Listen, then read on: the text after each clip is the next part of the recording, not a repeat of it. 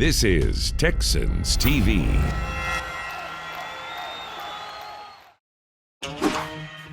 We're playing kickball with the Boys and Girls Club. Let's go! Good play! Let's go! Good play! And we enter the deep slant. Texans 360 starts now.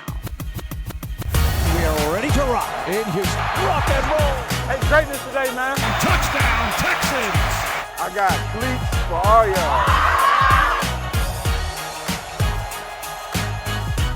That's when you think you've seen it all. There's always something else. Where would you rather be right now, man? Welcome into Texans 360. I hope you're all recovering from all that candy on Halloween. I'm still recovering a little bit, but you know what? We're going to keep you energized with tonight's show because we've got a great one, the way we always do. Drew Doherty, he hits the hard-hitting questions with the player. We've got Texans players out and about playing kickball with some kids. But first, how about this guy, Jon Greenard, 7 sacks through 6 games. He leads this Texans team. He's had 4 games in a row with a sack, including Sunday's game against the Rams, for which he was mic'd up. Good young player for this Texans team in his second year. Let's go! He is playing some super football the last couple of weeks. Really doing an outstanding job. 6 sacks already for Jonathan Greenard. Let's get it, family. Let's get it now. Come on. Let's get it, Coach. Come on. Come on, Coach. Let's get it, baby. Do your thing. I'm here. Let's get it, BK. Go, man. Come on. Hey, what's the hard count? Left.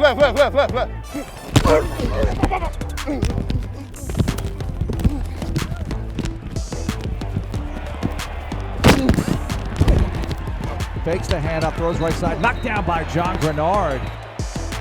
2nd down and 7. Here's the snap.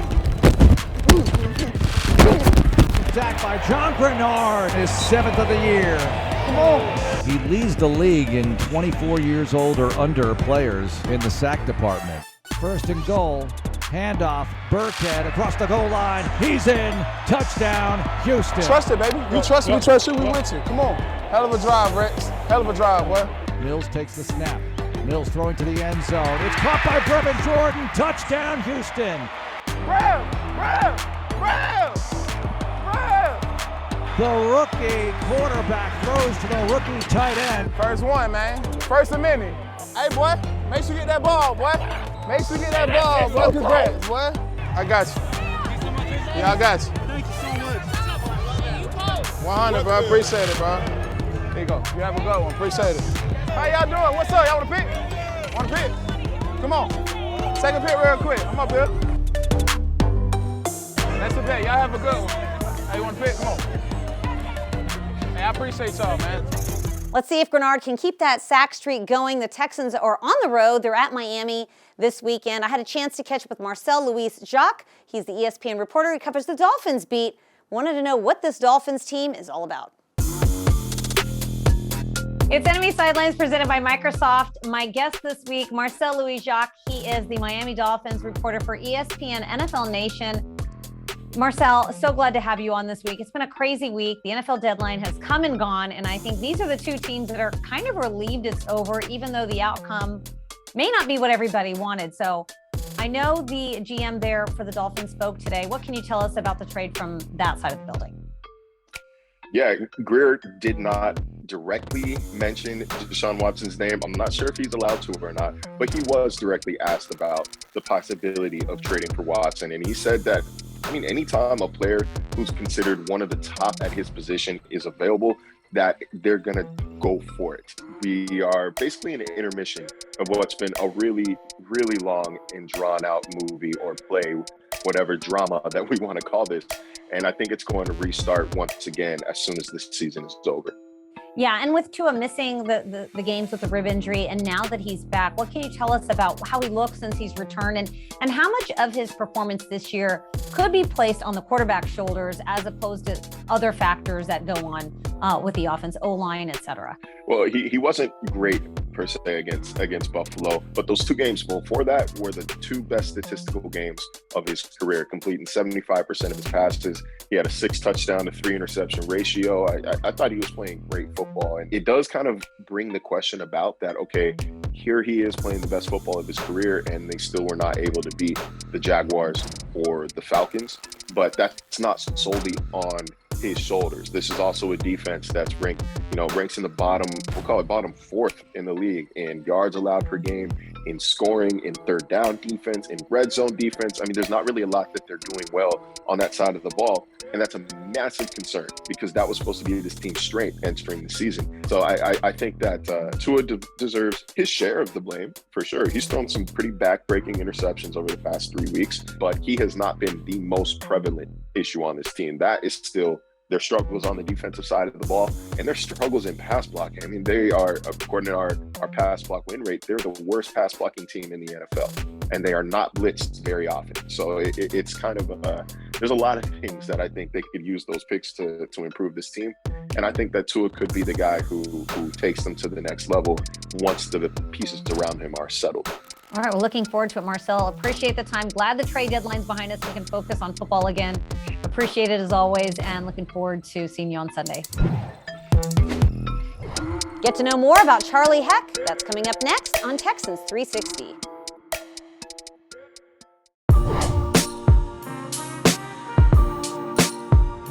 We're back in the Ford studio. Texans 360 rolls on, and we've got a great series that we like to call My Football Story. You get to learn a little bit more about players and how they got to where they are today. And this guy, Charlie Haack, he's got a great story. The big man up front with the big mustache has a lot of roots in football, including some family ties.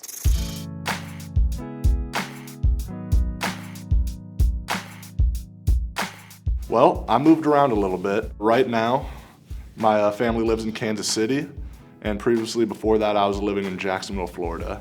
Growing up, my dad was my hero. He played in the NFL. He's currently a coach, so, I wanted to be just like him. I also had my older brother to look up to who played football at North Carolina. Freshman and sophomore year, I was in Jacksonville, Florida. I went to Bowles High School.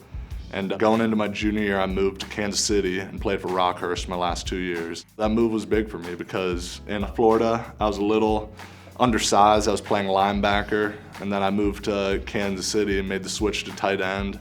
Started to gain some weight. End of my senior year, started to get looked at by some colleges. At the time, my brother was playing football at North Carolina, and my dad had played at Notre Dame. So I knew I wanted to go to either Notre Dame or North Carolina. I was pretty set on walking on to Notre Dame unless UNC offered me a scholarship. And so after my state game senior year, UNC offered me a scholarship, so that was a no-brainer for me. I'm Charlie Haack, tight end from Kansas City, and I am a Tar Heel. That was awesome. I loved my time at UNC. Made some of the best friends, still talk to today. You get the education, the awesome Chapel Hill experience, and I was blessed my last year. Coach Mac Brown came, and that really changed the culture at Carolina. That was special.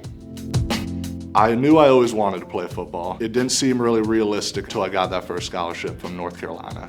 And I knew that I was able to go to college to play football. And that's when I had dreams to then go on to the NFL.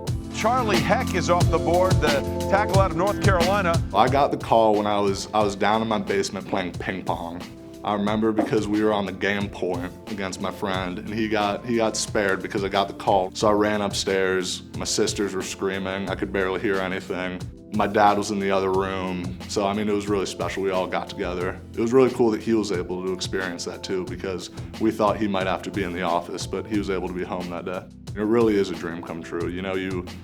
You're working towards that goal pretty much your entire life, and then it all comes together in that moment. So that's really special, but then you realize there's a lot more work to do, and you gotta be able to kind of maintain that dream that you want. Football means everything. It teaches you to never give up, to work hard, and it really has taught me how to be a better man, how to be a good friend, how to be a better boyfriend to my girlfriend. It teaches you so many life lessons that you wouldn't even expect. So I owe a lot to football.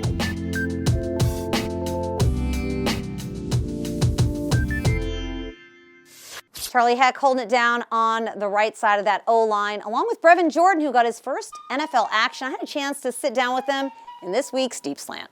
It's the Deep Slant 101 presented by Xfinity. My guest, tight end Brevin Jordan. Welcome to the NFL. You caught your first touchdown on Sunday. Congrats. How has the season been for you so far? It's been good. It's been a learning curve. I'm under guys like Jordan Akins and Anthony Auclair and Farrell Brown, even guys like Quiz, man. The room I'm in, they're leaders. They're true pros. So being able to learn under those guys, I mean, Akins is 29. I'm only 21 years old. So to get a more grown aspect on how to be a pro has been really helpful. I love that you said you almost threw up after you scored the first touchdown. Yeah. You didn't, though. I didn't. I kept it strong. Oh, that's great. That would have been interesting. Very. Any other big moments in your life that have induced that sort of reaction from you? Have you ever felt that way before? Yeah, so the first game my sophomore season in college against Florida. So I scored and we brought out the touchdown rings. That was the first year we brought out the touchdown rings. And I stood up and legit had the same feeling, but I kept it strong, kept the player, had to keep it moving. That's pretty good. Yes, I ma'am. think, you don't want that on the highlight reel. Not at all. All right, so you were inactive for the first 7 games, and then you got to start in week 8. So, what is that like when you're preparing for the game all the way up to Sunday? You don't get to play. I mean, how much does that help you in your preparation, your pregame rituals, just getting ready to actually play? How much did that really set you up for when you actually did go out there and play? Oh, it helped me a lot. It had me ready to go at all times. I mean, going into the week every week since I started playing last week, I've taken the approach that I'm playing. So every week I'm preparing and I'm studying the notes and the game plan as much as if I'm playing. So being in the locker room before the game, not suiting up, but I'm seeing how guys are moving. I'm seeing Brandon Cooks constantly doing band work and Farrell's jump roping, and just all these guys just have different rituals. And so I'm just slowly picking it all up. And then, when it was game time, I was ready to go. Did you pick up a ritual for yourself? Did you have one when you were at Miami? I did. So I got in the hot tub before the game, and I was just in there for like 20 minutes. I was starting to sweat, and I didn't want to go out there dehydrated, so I went and got an IV too. But get in the hot tub. Somebody else said they get in the hot tub. Chris Moore said he did that, and I thought that would be relaxing, but I think it's just to get your muscles warmed up and loose. Right, maybe. I'm not sure. I saw a lot of other guys do it, so I kind of like, I'm going to do that too. Yeah. Are you going to start jump roping or maybe see what? No, that's not. Farrell Brown lost me with that one. I don't know what he's doing with that one. He's getting his steps in. Yeah. You are officially the youngest player on this roster. Wow. I don't know if you know that. Wow. July 16th, 2000. Danny Amendola is the oldest. He's 15 years older than you. I've been watching Danny Amendola since I was like 9 years old. I told him that first day. Did you tell him that? First day I met him, I told him, I was like, bro, I've been watching you since I was like 9 years old. Did he take that as a compliment, He or was like, he? bro, don't make me feel old. Yeah. Everybody says the same thing. I told David Johnson and Brandon Cooks the same thing. You've been watching that. Well, I mean, you probably could have watched both of these kids, like Right. most of these players when you were a kid, because Literally, like you are so young. 9, 10, 11 years old. I was watching all these guys. Okay, so you are the youngest player. Is there another player in the locker room that you think is really like the youngest at heart? Like, let's take age out of it. I would honestly say Farrell Brown and Jordan Akins. Truthfully, I mean, I'm not even trying to be like. I could see. I mean, Jordan's kind of quiet. I could see Pharaoh. Right, Jordan's quiet, but he's not quiet with the tight ends. He is a goofball. The Okay. dude is he's hilarious, and same with Farrell. Farrell's personality is so big. Like, I think Farrell's 27, 28 years old. Yeah. The dude's really like 17 years old. He loves to mess with me, always doing something to me. I'm like, all right, dude, but. All right, what's it going to be like for you come this weekend when you get to go back to Miami and play as a rookie in the NFL? I'm excited. How I'm cool excited. is that going to be to be in the same stadium that you played in? I'm very excited. I'm going to go, to Hard Rock Stadium. I'm going to just take a deep breath, and I'm going to look in the sky, and I'm just going to remind myself, how grateful I am. Because University of Miami is where it started. It's where, I learned how to, control my emotions on the field. It's where I learned how to, be a pro, treat myself better, just everything. And so I'm just going to go up there and just be grateful, just thankful for the opportunity. Well, we are grateful to have you and looking forward to seeing another touchdown. And you know what? I feel like you'll have the nerves behind you. Won't even want to throw up the second Oh, yeah, time. definitely. Maybe it'll be less. I'll be ready. No, Maybe I'll it'll be ready. less. This time around, I'll be ready. And you know what? You don't need AOL anywhere, so you're already winning. All right, Brevin Jordan, thanks so much for the time. Thank you for having me. We're out in the community getting kids active. That's coming up next on Texans 360.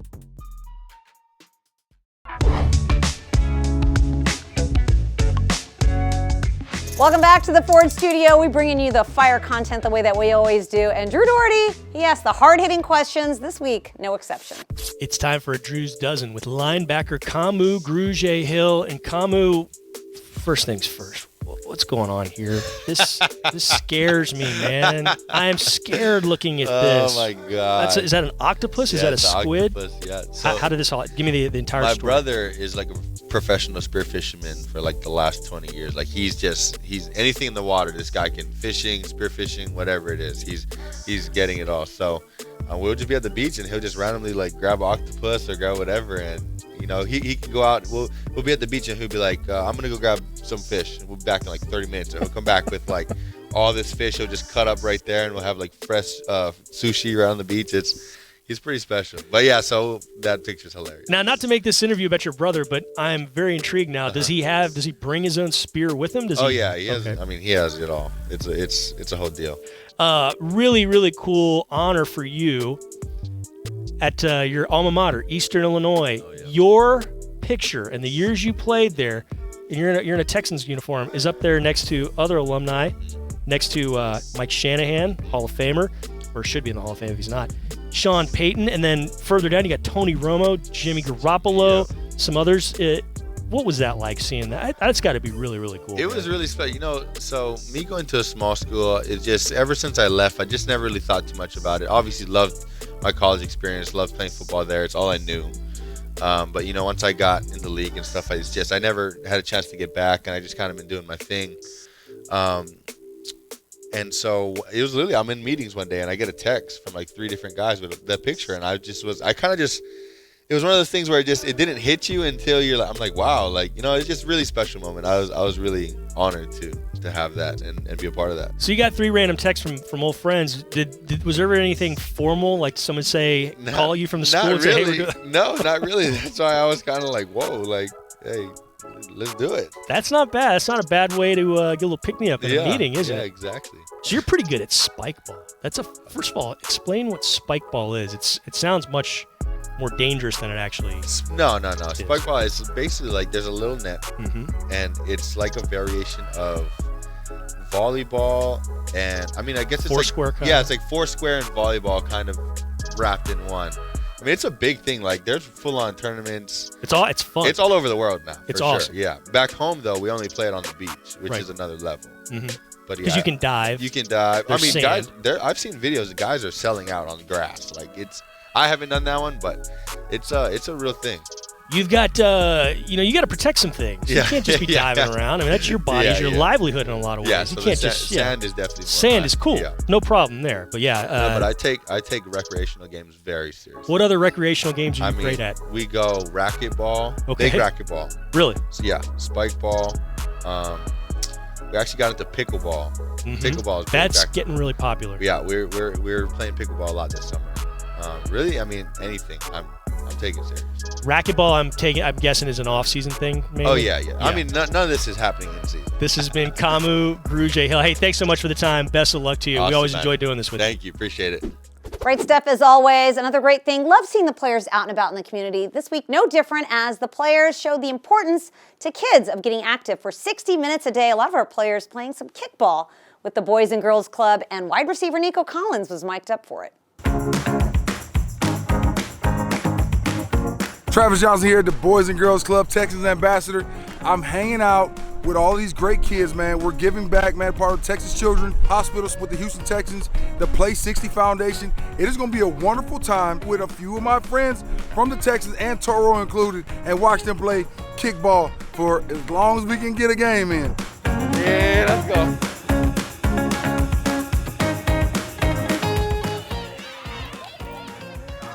Let's go! Good play! Let's go! Good play! Uh-oh, he's bouncing it in. Oh! Oh, man. No, where did y'all find good athletes on this other team? Okay, good play! Good play! Good play! You gotta run with the rest and roll with the team.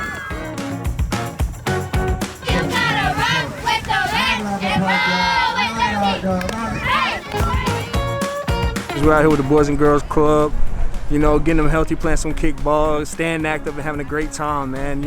Came down to the ninth inning and the red team brought it home. 88 was on the mound, we had a great time, man. Stay healthy and go Texans. Game, ball game. Next, we visit Texas Children's Hospital. It's coming up on Texans 360. A portion of this broadcast is sponsored by Cigna. Together all the way.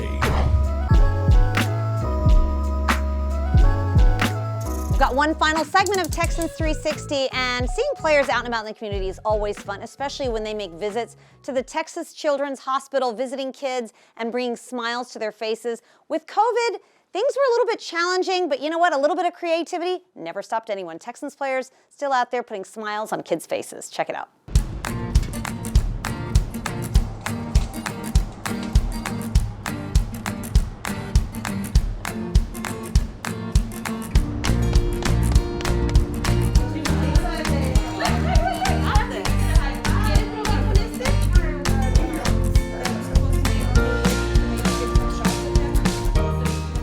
Okay, you're There we here. are.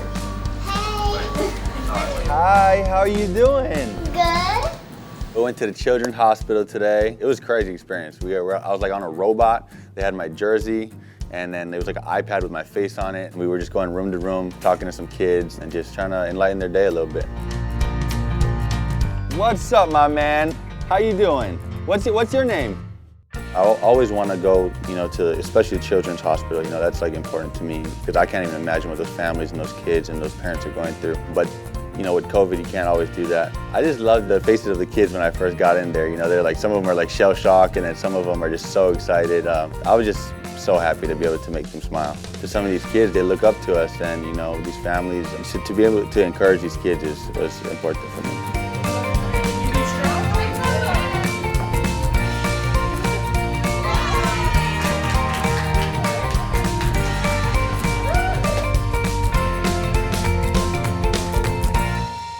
Toro bringing smiles to the kids, and Kamu Grugier-Hill as well. You know what? They bring smiles to all of our faces. You bring smiles to all of our faces. And if you want to see more of Texans 360, you'll just have to tune in same time, same place next week. Also, you can check out HoustonTexans.com for more of this fire content that you saw on tonight's show. Thank you so much for watching. And as always, go Texans.